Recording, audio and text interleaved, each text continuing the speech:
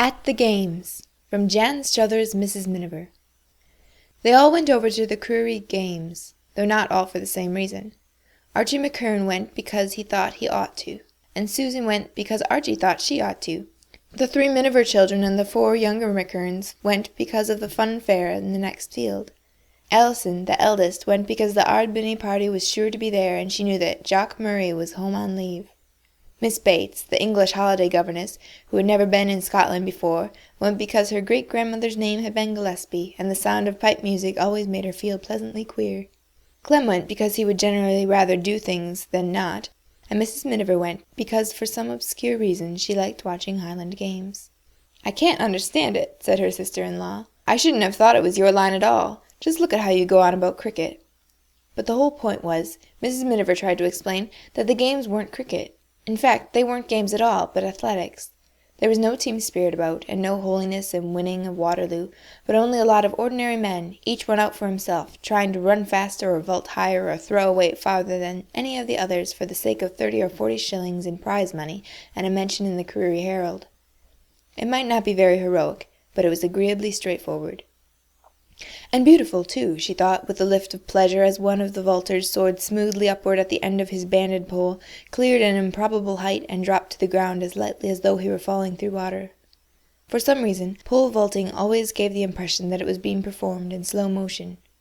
He was a lean, lantern-jawed man in a darn sweater and faded blue shorts. He straightened himself up, strolled back to the starting point, and pulled on his trousers. The next but one competitor was just taking his off. They were all completely unconcerned. Miss Bates looked as though she wasn't quite sure of her ground. "It must be dreadfully cold for them, poor things," she said at last, taking the broader view.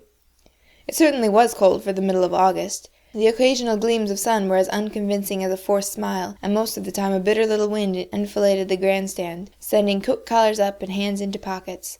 There was a burst of applause. An announcement boomed out from the 4 loudspeakers which clustered back to back like the flowers of a moschatel. Mrs. Miniver turned to her brother-in-law. "What was that? I missed it." "Heavy hammer," said Archie. "Willie Muir is going to try and break the ground record. He's the local blacksmith." Mrs. Miniver touched Miss Bates on the arm and pointed to the farther side of the field. Muir was a huge man. His chest muscles stood out through his thin singlet, and his kilt was the size of a barrel.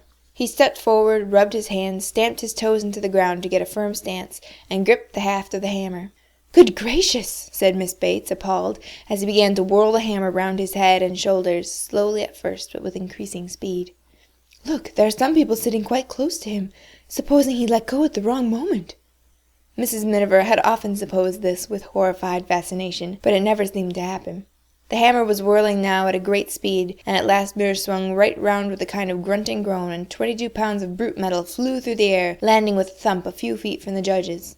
Mrs. Miniver relaxed. There was a storm of applause. 2 men measured the distance with a tape. It was announced as 94 feet, 3 inches longer than the ground record. The applause redoubled. "Well," said Miss Bates, "I suppose that's what they call tossing the caber. Or is it caber?" "Caber," said Mrs. Miniver. "No, that wasn't it, but you'll see it in a minute, I expect." Meanwhile, several other things were going on in the picture, which was framed by the heather-trimmed pillars of the grandstand, stuck here and there, incongruously enough, with dahlias.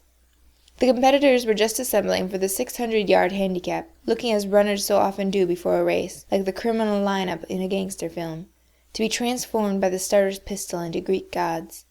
In another corner of the field a pair of wrestlers were interlocked in one of the more intimate holds of the catch-as-catch-can style. Mrs. Bates looked away rather quickly.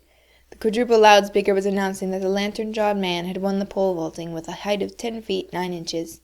In the far distance the steam organ of the roundabout was playing sweetly and puffily My Lily of Laguna, and on the wooden platform in front of the grandstand 2 men in full Highland dress were poised for a sword dance. One of them was small and spare, with light eyes, like Alan Breck. He wore the striking black and yellow MacLeods. There was a sprig of juniper in his bonnet. The second was younger and taller. He was wearing a dark greenish tartan, and his lips were parted all the time in an almost imperceptible smile. The pipes struck up their sharp thrusting rhythm, drowning the faint noises of the fairground. The 2 men danced neatly and vigorously with a passionate precision. Their pointed soft-shod feet twinkled unerringly between the crossed blades and scabbards, in and out and over and round, going through the old intricate ritual with which their forebears had woven themselves a cloak of security on the eve of battle. But now if toe touched steel, it would mean only the forfeiting of prize money, not a chill in the heart at the certainty of impending death. The younger man, as nimble as a cat for all his height, was still smiling a little as he danced.